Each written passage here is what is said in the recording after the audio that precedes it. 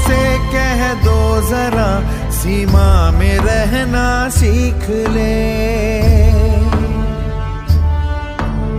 ये मेरा भारत अमर है, सत्य कहना सीख ले। भक्ति की इस शक्ति को बढ़कर दिखाना चाहिए। मैं रहूं या ना रहूं,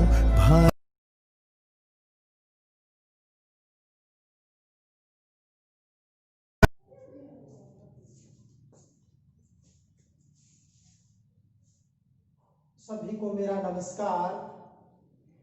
हम विश्व महासागरों की श्रृंखला का अध्ययन कर रहे हैं, जो न केवल BA part first, second, third और विभिन्न प्रतियोगी परीक्षाओं की तैयारी के लिए, यानी ये जो वीडियो है बहुत ही महत्वपूर्ण रहने वाला है। चाहे वो आर्मी की तैयारी करने वाले स्टूडेंट हैं, या एसएससी की हैं, या यूपीएससी की तैयारी कर रहे हैं, या आरएएस की तैयारी कर रहे हैं, या आरजेएस की तैयारी कर रहे हैं, उन सभी प्रतिभागियों के लिए यह वीडियो बहुत ही महत्वपूर्ण रहने वाला है। तो हमने 2 महासागरों का अध्ययन कर लिया था इससे पूर्व, यानी सबसे बड़ा महासागर प्रशांत महासागर, उसके बाद इंडियन ओशन यानी हिंद महासागर का अध्ययन भी हमने कर लिया था। तो आज हमारा तीसरा महासागर है अटलांटिक ओशन, जिसको अंध महासागर भी कहते हैं और अटलांटिक महासागर के नाम से जाना जाता है। तो मैं उन तमाम जो विद्यार्थी हैं उनसे मैं एक बार पुनः आग्रह कर रहा हूं कि ये जो मुख्य रूप से वीडियो बनाए जा रहे हैं, इसमें आगे जो आपके जब ऑफलाइन क्लासें होंगी तो उसमें ये बहुत ही सहायकफुल रहेगा। तो घर पर बैठे आराम से 20 से 25 मिनट का वीडियो है, तो इसको पीछे वाले वीडियो का अवलोकन करें, ताकि जो पाठ्यक्रम है या इसी के साथ जो कंपटीशन की तैयारी कर रहे हैं उसमें ये बड़ा सहायकफुल रहेगा। और मैं एक बात और भी कह रहा हूं इस चैनल के माध्यम से, यानी जो ये चैनल है let's start geography YouTube channel, इसको यानी मेरे आसपास के कुछ साथी ने इसकी आईडी हैक कर ली है और मैं उनको यानी वॉच भी कर रहा हूं, 1-2 को मैंने कहा भी है, वो भी देख रहे हैं। तो उनसे मैं एक बार पुनः आग्रह कर रहा हूं, आप अपनी ओछी हरकतों से बाहर आ जाओ। आप अनसब्सक्राइब कर रहे हैं, ये चैनल कोई आपकी बकौती नहीं है। सरकार डिजिटल एजुकेशन को प्रोत्साहन दे रही है, हायर एजुकेशन के अंदर आप हैं। आपको, मेरे को पता है, यानी कुछ कंप्यूटर का नॉलेज है, लेकिन आप एक्सपर्ट नहीं हैं। आपसे बड़े बड़े इंजीनियर लोग बैठे हैं, आईआईटी के लोग बैठे हैं। तो मैं आपसे पुनः आग्रह कर रहा हूं विनम्र कि आप इस ओछी हरकतों से बाज आएं, ताकि जो डिजिटल एजुकेशन है न केवल स्कूल स्तर पर बल्कि हायर एजुकेशन तथा साथ साथ में कंपटीशन एग्जाम की जो तैयारी करने का जो मैंने लक्ष्य रखा है, मैं उस लक्ष्य को प्राप्त करवाने के लिए कठोर मेहनत करूंगा। तो इसलिए मैं नहीं चाहता किसी प्रकार की कानूनी कार्रवाई की जाए, लेकिन जब कहते हैं ना कि जब पानी सिर के ऊपर से आ जाता है तो व्यक्ति मजबूर गलत कदम उठाने के लिए क्या रहता है, यानी मजबूर होता है। तो मैं आपसे पुनः निवेदन कर रहा हूं इस चैनल के माध्यम से कि अपनी ओछी हरकतें से आप बाज आओ। चलो, मैं उन विद्यार्थियों से भी अनुरोध करता हूं कि देखिए, किसी के कहने पर आप नहीं देख रहे हैं तो इसमें आपका लॉस है, मेरा लॉस नहीं है। मैं भूगोल का विद्यार्थी हूं और मैं भी अभी सीख रहा हूं और सीखता रहूंगा। क्यों? क्योंकि मेरा प्रोफेशन ऐसा है और शिक्षा एक ऐसा है, जब तक आप इसको जितना ज्यादा यानी लर्न करोगे उतनी मात्रा में ये द्विगुणित होती है। और शिक्षा एक ऐसा धन है, आपको इसका जितना यानी खुले हाथ से खर्च करोगे उतनी द्विगुणित होती जाती है। तो चलो अपने पढ़ते हैं, यानी अटलांटिक महासागर।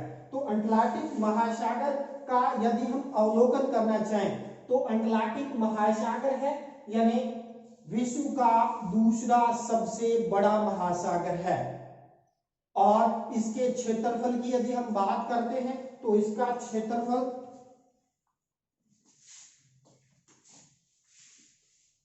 यदि देखें तो 8,34,63,800 वर्ग किलोमीटर है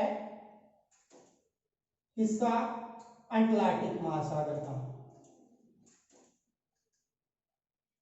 इसमें यदि हम देखें हमारी संपूर्ण पृथ्वी का क्षेत्रफल है 50.995 करोड़ वर्ग किलोमीटर।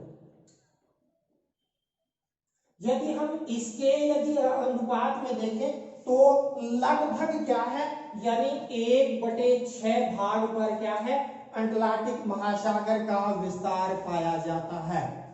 और सबसे बड़ा महासागर है कौन सा, यानी आपका प्रशांत महासागर, जिसका क्षेत्रफल 16.2 करोड़ वर्ग किलोमीटर है। और प्रशांत महासागर के क्षेत्रफल के अनुपात में देखें तो उसके 1/2 भाग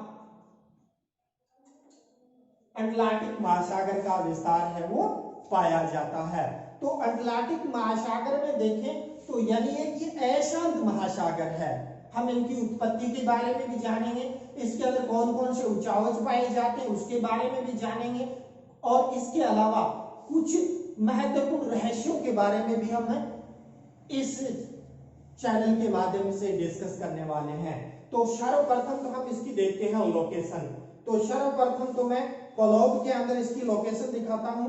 तो यानी ये देखिए अटलांटिक महासागर है जिसकी आकृति अंग्रेजी के एस अक्षर या यूं कहें जो 8 है, हिंदी का 8 अक्षर या 8 अक्षर की आकृति की फैली हुई है। इसकी हम लोकेशन देखना चाहें तो उत्तर में इसके ग्रीनलैंड द्वीप, जो विश्व का सबसे बड़ा द्वीप है ग्रीनलैंड, उत्तर के अंदर स्थित है। फिर यदि हम बात करते हैं यहाँ उत्तरी ध्रुववर्ती भी आ जाता है।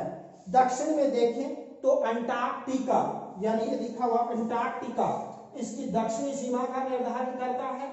यदि हम बात करें इसकी पश्चिमी सीमा की तो पश्चिमी सीमा के अंदर यानी उत्तरी अमेरिका और दक्षिणी अमेरिका इसकी पश्चिमी सीमा का निर्धारण करते हैं इसकी अटलांटिक महासागर की।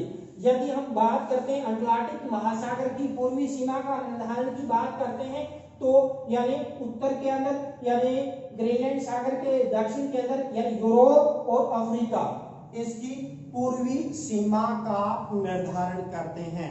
तो यानी ये जो टॉपिक है यानी इसमें से हम महासागरीय नितल की ऊंचावच पढ़ेंगे, लवणता पढ़ेंगे, महासागरीय धाराएं पढ़ेंगे, वेगनर का महाद्वीपीय विस्थापन सिद्धांत पढ़ेंगे, प्लेट विवर्तनिकी सिद्धांत पढ़ेंगे, यानी कोई भी टॉपिक अपने करेंगे या विश्व के प्रमुख खनिजों का अध्ययन करेंगे तो हमें मैप के अंदर लोकेशन की जानकारी होना बहुत ही जरूरी है। तो इसलिए यानी इस जो पीछे महाद्वीपों जो 8 महाद्वीप हैं उनका हम अवलोकन कर चुके हैं। तीसरा महासागर चल रहा है तो इसके अंदर यदि हम देखें तो यानी यूरोप और अफ्रीका इसकी पूर्वी सीमा का निर्धारण करते हैं। ग्रीनलैंड सबसे बड़ा द्वीप है जो यदि भौगोलिक स्थिति देखें तो यह उत्तरी अमेरिका के अंदर आता है, लेकिन इसकी राजनीतिक यदि हम नियंत्रण की बात करते हैं तो यहाँ एक देश है डेनमार्क, जो यूरोप का देश है डेनमार्क। तो डेनमार्क के अधीन है विश्व का सबसे बड़ा द्वीप ग्रीनलैंड। तो ग्रीनलैंड के दक्षिण के अंदर यानी उत्तर में थोड़ा सा यानी ग्रीनलैंड सागर भी आता है जो उत्तर के अंदर मुख्य रूप से क्या है स्थित है। इसके अलावा ग्रीनलैंड के दक्षिण के अंदर यहाँ बैफिन की खाड़ी आ जाती है, यहाँ डेविड जलडमरू मध्य आ जाता है, यहाँ हम देखते हैं तो लैब्राडोर की खाड़ी आ जाती है। यानी इसके अलावा यानी कुछ सीमांत सागर भी इसके अंदर पाए जाते हैं। तो उन सीमांत सागरों के बारे में भी मुख्य रूप से हम यानी इसका अवलोकन करेंगे। तो देखिए बैफिन की खाड़ी है, इधर डेविड जलडमरू है, यहाँ हम देखते हैं यानी लैब्राडोर की खाड़ी है जहां लैब्राडोर की ठंडी धारा मुख्य रूप से क्या है ऊपर से बैफिन की खाड़ी से आती है। ये देखते हैं तो यानी उत्तरी अमेरिका के अंदर आंतरिक भाग हडसन की खाड़ी भी है। इधर हम बात करते हैं ये इधर हम बात करते हैं, ये जो उत्तरी अमेरिका का दक्षिण भाग है, यहाँ मैक्सिको की खाड़ी स्थित है और मैक्सिको की खाड़ी के जस्ट दक्षिण के अंदर आते हैं तो ये सागर है कैस्पियन सागर। तो इस प्रकार यदि हम देखना चाहें तो यानी ये आ जाता है, ये ग्रीनलैंड सागर आ जाता है। तो इस प्रकार यानी ये मेडिटेरेनियन सी आ जाता है या यानी भूमध्य सागर आ जाता है। और इस प्रकार यदि हम देखना चाहें तो यानी ये इसकी प्रमुख रूप से क्या है, यानी सीमांत सागर कह लो या खाड़ियां आ जाती है। इसके अलावा यानी मैक्सिको के पास है, यानी मैक्सिको के पास मैक्सिको की खाड़ी आ जाती है, यानी ये मैक्सिको देश है और मैक्सिको देश के दक्षिण के अंदर मैक्सिको की खाड़ी इसके अंदर आ जाती है। इसके अलावा उत्तरी सागर आ जाता है, बैक्सन की खाड़ी इसके अंदर आ जाती है, हडसन की खाड़ी आ जाती है। तो ये प्रमुख रूप से क्या है, इसके अंदर यानी सीमांत सागर आ जाते हैं। अब हम बात करते हैं जो ये अटलांटिक महासागर है, ये ग्रीक संस्कृति से लिया गया है और नक्शे का समुद्र, क्या इसको नक्शे का समुद्र के नाम से भी मुख्य रूप से क्या है, नक्शे का समुद्र के नाम से भी उपनाम से भी इसको जाना जाता है।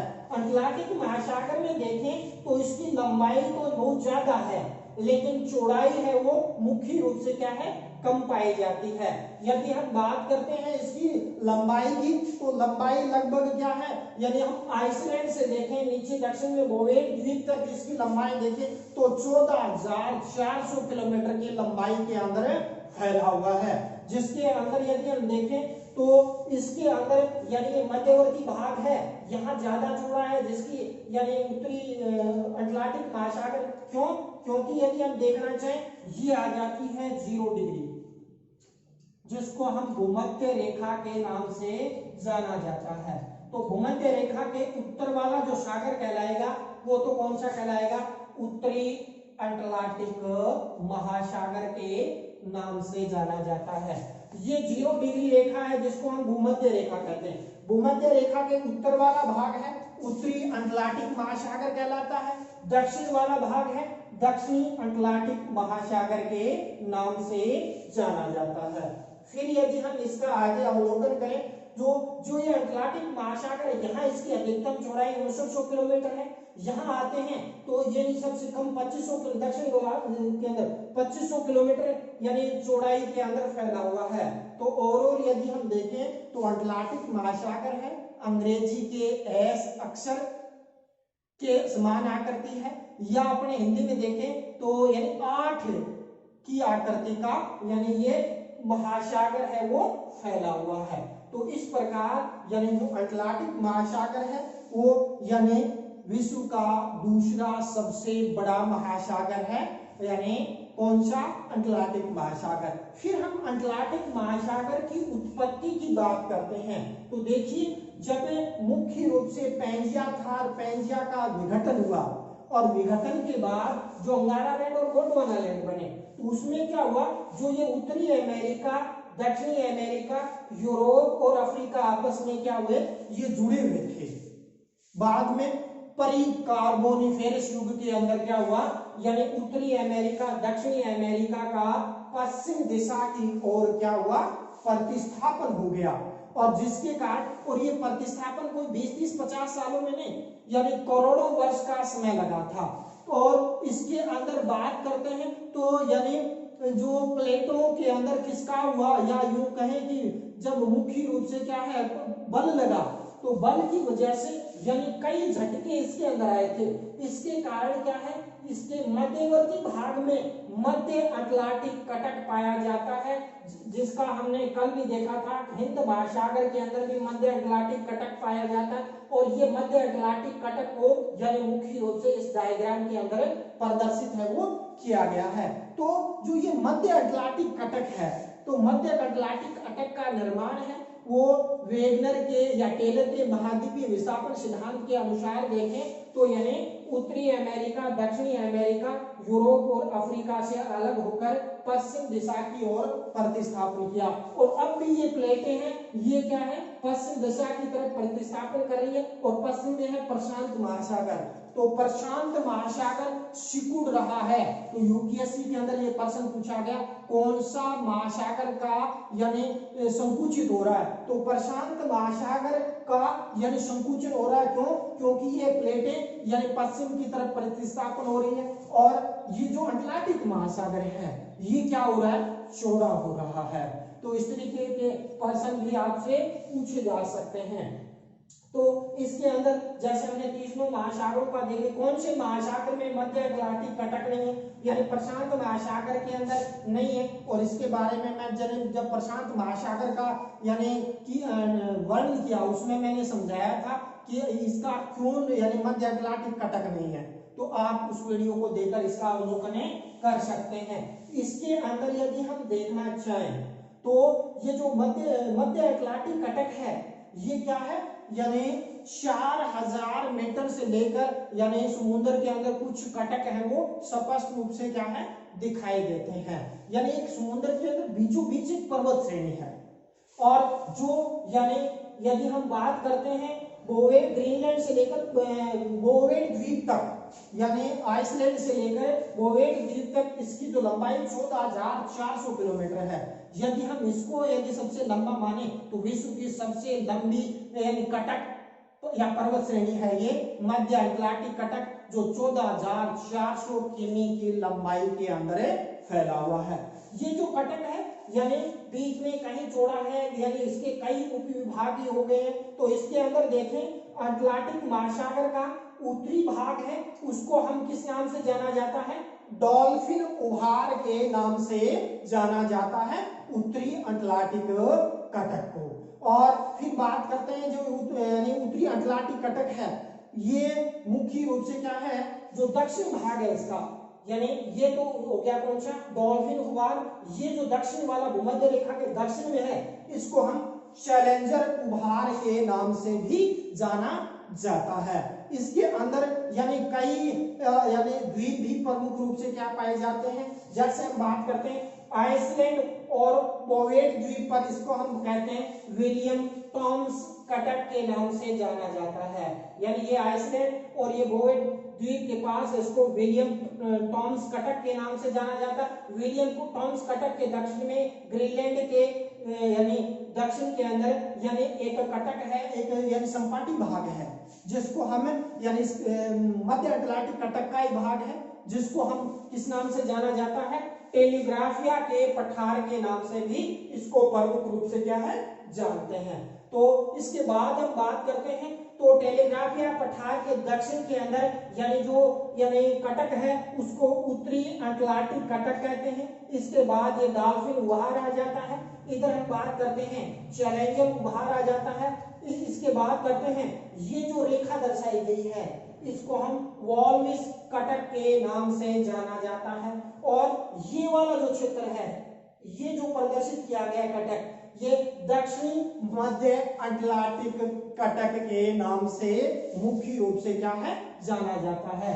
इसके अलावा जो न्यूफाउंडलैंड उभार है यानी न्यूफाउंडलैंड के पास इसको न्यूफाउंडलैंड कटक के नाम से भी प्रमुख रूप से क्या है जाना जाता है। फिर यदि हम बात करते हैं यानी इसका निर्माण हमने देख लिया प्लेट विवर्तनी के सिद्धांत के आधार पर, क्योंकि अपने बीए पार्ट फर्स्ट में प्लेट विवर्तनी की सिद्धांत भी एमए के अंदर भी लगता है उस और कंपटीशन एग्जाम में तो प्लेट विवर्तनी के अनुसार यानी जब दो प्लेटें विपरीत दिशाओं में खिसकती है तो वहां दरार आती, वहां मुख्य रूप से क्या उन किनारों कहते हैं रचनात्मक प्लेट किनारा। तो प्लेट विवर्तनी के सिद्धांत के आधार पर यानी अटलांटिक महासागर का निर्माण रचनात्मक प्लेट किनारों के सहारे हुआ है, जिसमें उत्तरी अमेरिकी दक्षिणी अमेरिकी यानी प्लेटें हैं वो पश्चिम की तरफ प्रतिस्थापन होने के कारण इसका प्रमुख रूप से क्या है निर्माण हुआ।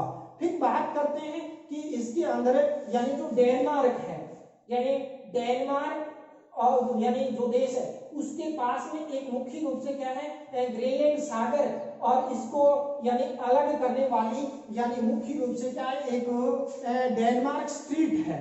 और डेनमार्क स्ट्रीट वहां गर्म और ठंडी धाराएं मिलती है।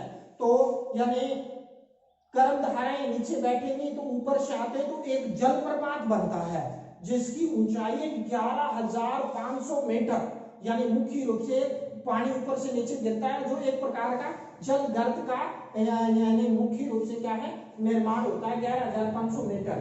तो इस प्रकार यदि हम देखें तो जो ये आपका अटलांटिक महासागर है, तो अटलांटिक महासागर के अंदर कौन कौन से यानी मुख्य रूप से द्वीप पाए जाते हैं उनके बारे में भी डिस्कस करेंगे। प्रमुख रूप से प्रमुख द्रोणियों के बारे में भी हम अध्ययन करेंगे।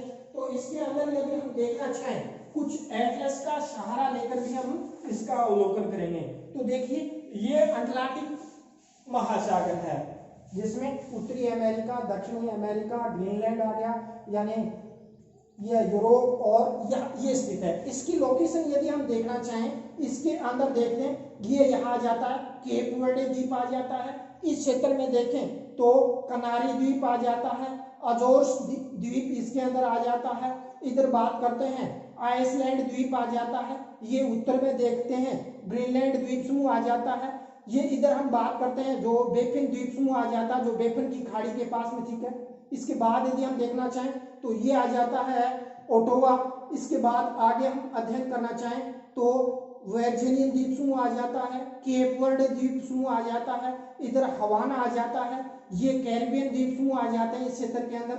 और इसमें यदि हम यहाँ बात करते हैं सेंट हेलेना, तो सेंट हेलेना आपको हिस्ट्री के जो टीचर पढ़ाते हैं कि नेपोलियन बोनापार्ट जिसने मुख्य रूप से विश्व विजय का लक्ष्य रखा था, तो जब वाटरपूल के युद्ध के बाद यानी नेपोलियन बोनापार्ट को इसी सेंट हेलेना द्वीप पर रखा गया था। कहाँ था, यानी वो इस क्षेत्र से इसको यहाँ लाकर बंद कर दिया गया था नेपोलियन बोनापार्ट को।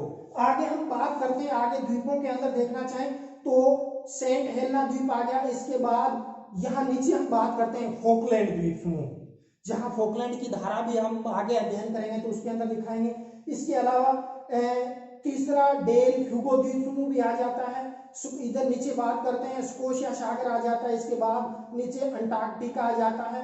यहाँ सैंडविच द्वीप समूह है और यहाँ पर एक खाई भी पाई जाती है, गर्त भी पाया जाता है जिसको हम सैंडविच यानी गर्त के नाम से भी इसको प्रमुख रूप से क्या है जाना जाता है। इसके अलावा यानी कुछ महत्वपूर्ण तथ्यों पर और भी हम डिस्कस करेंगे। देखिए इसके अंदर आइसलैंड आ जाता है, न्यूफाउंडलैंड उभार आ जाता है, और इधर हम बात करते हैं बेफिन द्वीप समूह आ जाता है, क्यूबा और जैमका द्वीप समूह इसके अंदर यानी अटलांटिक महासागर वाले पोर्शन के अंदर आ जाते हैं। इसके अंदर ये फोकलैंड द्वीप समूह हो गया, ये दक्षिणी अटलांटिक महासागर, और ये उत्तर वाला यानी ये दोनों यानी इस तरीके से दक्षिणी अमेरिका, यूरोप, उत्तरी अमेरिका, दक्षिणी अमेरिका, उत्तर में ग्रीनलैंड, दक्षिण में अंटार्कटिका के मध्य यानी अटलांटिक महासागर का विस्तार है वो पाया जाता है। आगे हम अवलोकन करना चाहें तो इसके अंदर यानी प्रमुख द्रोणी मैंने बता दिया, यानी समुद्र के अंदर यानी 2-3 हजार से लेकर 5-6 हजार मीटर गहरी जो तसरी नुमा जो गर्त है यानी जो ये कटक पाए जाते हैं, और कटकों के मध्य यानी द्रोणियां पाई जाती है। और हम बात करते हैं मध्य अटलांटिक कटक। मध्य अटलांटिक कटक है अटलांटिक महासागर को दो प्रमुख द्रोणियों के अंदर बांट देता है, पूर्वी द्रोणी और पश्चिमी द्रोणी। और इस पूर्वी और पश्चिमी द्रोणियों में भी कई छोटी छोटी यानी द्रोणियां पाई जाती हैं। उन द्रोणियों की हम बात करते हैं तो प्रमुख द्रोणियों के अंदर देखना चाहें लैब्राडोर द्रोणी जो उत्तरी ग्रीनलैंड के पास में मुख्य रूप से क्या है 4000 मीटर यानी लैब्राडोर द्रोणी ये यहाँ है उत्तरी ग्रीनलैंड के पास, तो 4000 मीटर गहरी है लैब्राडोर द्रोणी जो उत्तर के अंदर 40 से लेकर यानी ये आ गया 40 से लेकर और 50 अक्षांशों के बीच में स्थित है। कौन सी लैब्राडोर द्रोणी है वो प्रमुख रूप से पाई जाती है। इसके अलावा दूसरी द्रोणी की बात करते हैं तो उत्तरी अमेरिकन द्रोणी, तो उत्तरी अमेरिकन द्रोणी है उत्तरी अमेरिका के पास 12 उत्तर से लेकर 40 जो उत्तरी अक्षांश के मध्य यह द्रोणी है वो प्रमुख रूप से क्या है 5000 मीटर पाई जाती है। यानी ये देखिए, यानी ये 12 से लेकर, यानी ये वाला जो क्षेत्र, ये जो बेसिन है उत्तरी अमेरिका के पास, ये जो द्रोणी है उत्तरी अमेरिकन द्रोणी के नाम से जानी जाती है, जो 5000 मीटर गहरी है, उत्तरी अमेरिकन द्रोणी। उसके बाद यदि हम देखना चाहें ब्राजील द्रोणी, तो ब्राजील द्रोणी है वो दक्षिणी अटलांटिक महासागर के अंदर, यानी 30 दक्षिण अक्षांश के पास, यानी ये जो ब्राजील है और ब्राजील के तट के पास, यानी भूमध्य रेखा के दक्षिण में 30 दक्षिणी अक्षांश तक यह जो द्रोणी पाई जाती है, उस द्रोणी को ब्राजील द्रोणी के नाम से जाना जाता है।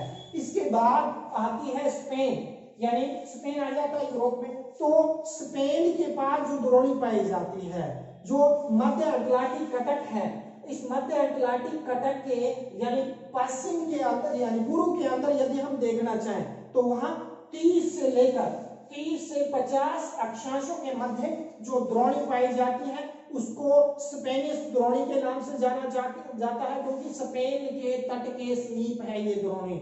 और इस द्रोणी की जो गहराई की हम बात करते हैं तो 5000 मीटर गहरी है, कौन सी? स्पेनिश द्रोणी के नाम से जाना जाता है।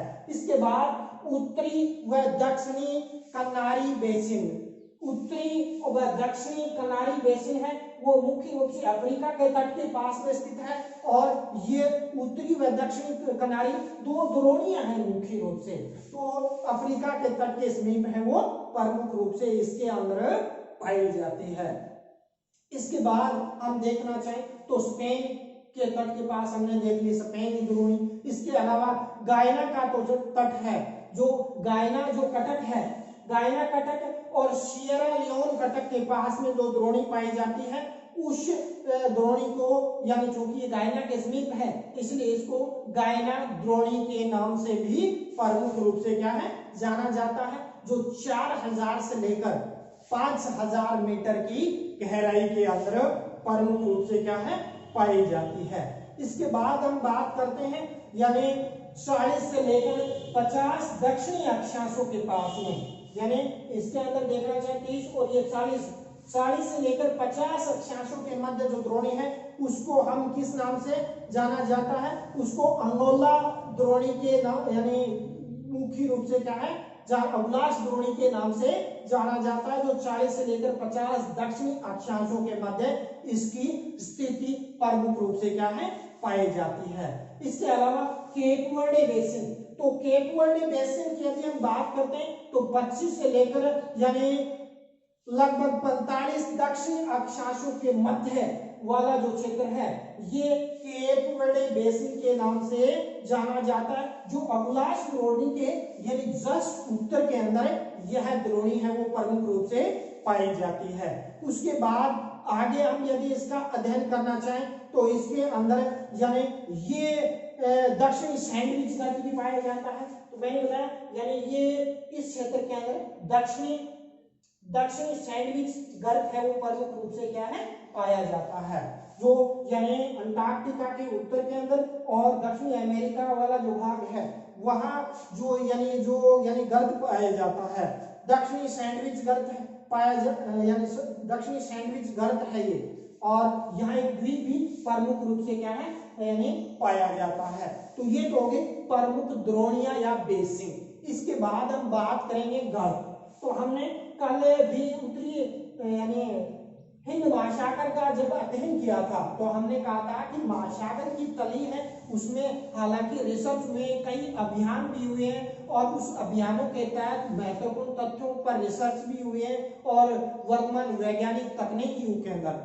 कई नई चीजें उभर के आई है। उसके अंदर देखना चाहें तो यानी सभी महासागरों में 57 गर्तों का पता चला है, जिसमें कल हमने अध्ययन किया कि 6 गर्त है वो पाए जाते हैं हिंद महासागर के अंदर, आपके 32 गर्त पाए जाते हैं प्रशांत महासागर में, और शेष जो 19 गर्त हैं वो पाए जाते हैं किसमें अटलांटिक महासागर के अंदर प्रमुख रूप से क्या है इसके अंदर पाए जाते हैं। और इसके अंदर बात करते हैं सबसे जो गहरा गर्त है वो गर्त आ जाता है कौन सा प्यूर्टो रिको गर्त कहा जाता है, जिसकी गहराई है 5050 फैदम। तो आपका होमवर्क है कि 1 फैदम 6 फीट होता है। तो जो प्यूर्टो रिको गर्त है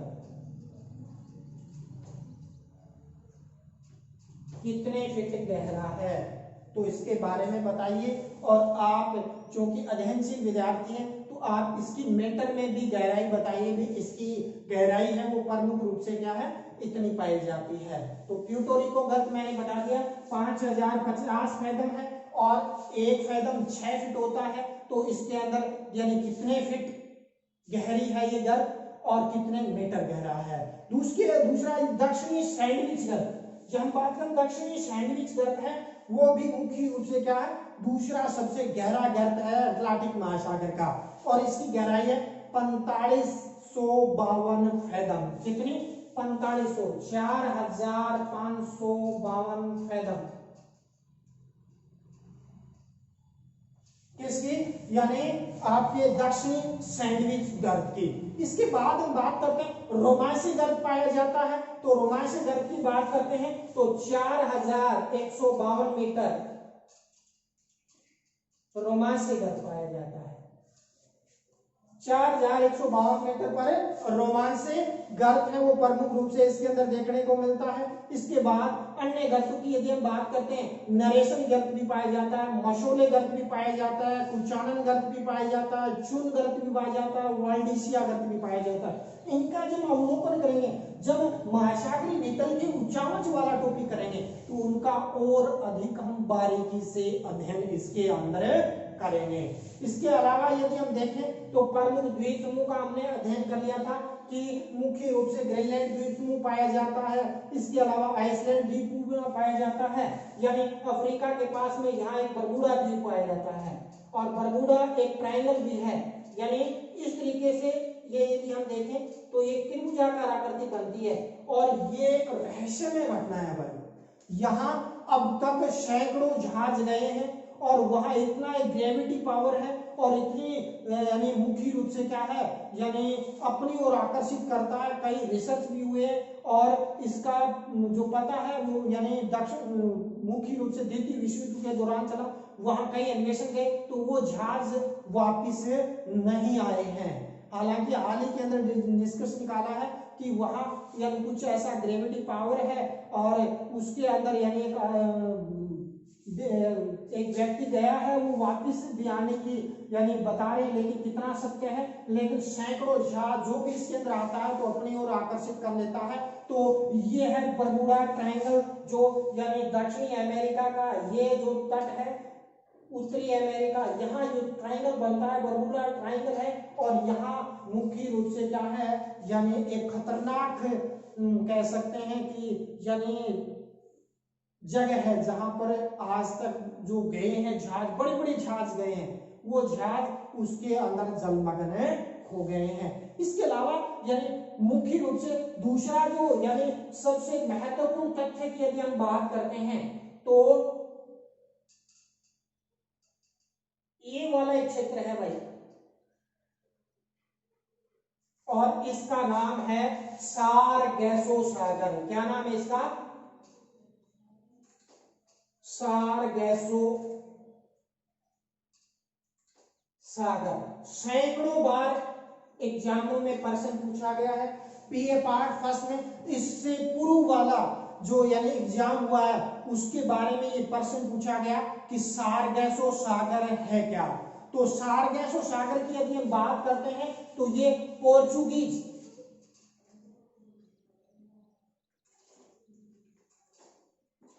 भाषा के सारगैसम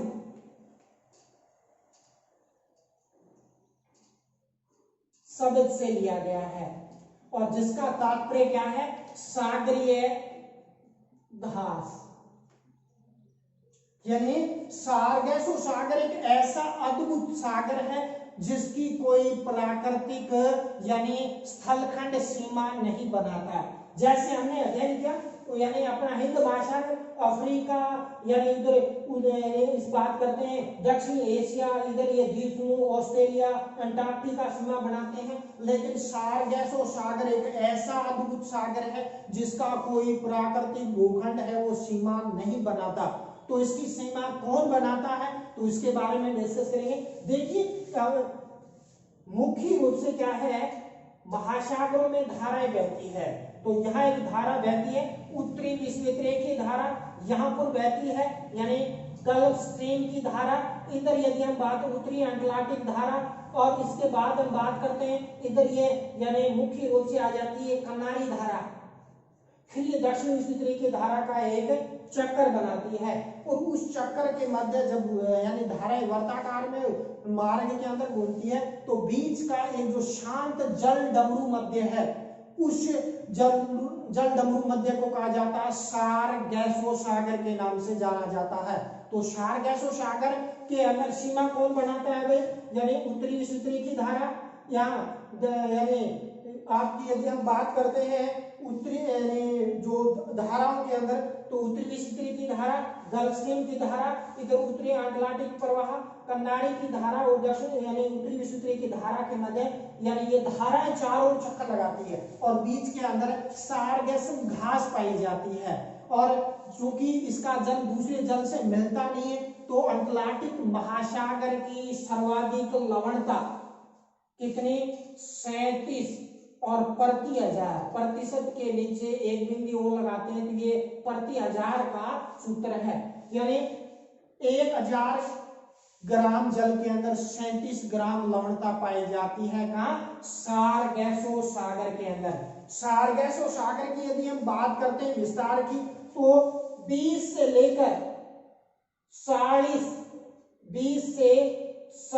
तो क्या है उत्तरी अक्षांश, और यदि हम बात करते हैं 30 से लेकर 35 से लेकर और 75 देशांतरों के मध्य यानी जो शांत जलडमरू है उसको सारगैसो सागर के नाम से जाना जाता है, और इसमें सारगैसम घास पाई जाती है। और ये प्रश्न भी पूछा गया यानी सारगैसो किस भाषा का शब्द है, पोर्चुगीज भाषा का शब्द है, जो जिसका तात्पर्य यानी सागरीय घास, जिसके अंदर यानी बिना जड़ों वाली यानी जो घास पाई जाती है जो आपस में गुथी रहती है, जिसके कारण वो जल है शांत रहता है। और इस महासागर में सर्वाधिक लवण यानी तापमान 26 डिग्री सेंटीग्रेड है वो प्रमुख रूप से इसके अंदर पाया जाता है। तो यानी सारगैसो सागर के बारे में यूपीएससी के अंदर प्रश्न पूछा गया कि सारगैसो महासागर कौन से महासागर के अंदर स्थित है। ऑप्शन दे दिया उत्तरी अटलांटिक महासागर, दक्षिणी अटलांटिक महासागर यानी उत्तरी प्रशांत महासागर, दक्षिणी प्रशांत महासागर। तो इसके अंदर यानी महासागर के अंदर भी प्रश्न पूछ लिया, यानी विषुवत रेखा के उत्तर वाला भाग उत्तरी प्रशांत यानी प्रशांत महासागर कहलाएगा। उसी प्रकार उत्तरी अटलांटिक यानी विषुवत रेखा के उत्तर में स्थित जो यानी महासागर है उत्तरी अटलांटिक महासागर, दक्षिण में दक्षिणी अटलांटिक महासागर। तो सारगैसो सागर पाया जाता है कौन से में, यानी उत्तरी अटलांटिक महासागर के अंदर प्रमुख रूप से क्या है पाया जाता है। तो इस प्रकार आज हमने अटलांटिक महासागर की आकृति, उसकी रचना कैसे हुई और इसके अंदर कौन कौन से कटक्स पाए जाते हैं, कौन कौन से द्वीप पाए जाते हैं, कौन कौन से मुख्य रूप से द्रोणियां पाई जाती हैं, कौन कौन से गर्त पाए जाते हैं और कौन कौन से सीमांत सागर पाए जाते हैं, और सारगैसो सागर के बारे में विस्तार से अध्ययन किया। अगला जो वीडियो रहेगा उसके अंदर यानी एक नए महासागर के साथ हम उसका विस्तार से अध्ययन करेंगे। तो मैं उन विद्यार्थियों से अनुरोध करता हूं कि यानी आपके पास इतना टाइम है कि आप यानी इसके अंदर आगे कंपटीशन की तैयारी कर सकते हैं। क्यों? क्योंकि लॉकडाउन समय अवधि है, घर के अंदर रह रहे हो तो आराम से यानी आप अध्ययन कर सकते हो। तो यानी डिजिटल एजुकेशन एक ऐसा एजुकेशन माध्यम है जिसके माध्यम से अपने शिक्षा के अंदर गुणात्मक सुधार आप कर सकते हैं। तो मैं पुनः विनम्र करते हुए आपसे अनुरोध करूंगा कि पूर्व की जो वीडियो है उनका अवलोकन करें। तो आपका जो प्यार मिल रहा है उस प्यार के बनस्पति में और ज्यादा मेहनत करने के लिए यानी तत्पर हूं। तो आप इस चैनल के माध्यम से जुड़े रहें, जो आपका प्यार है ये बना रहे। और इसी के साथ जय हिंद, जय भारत।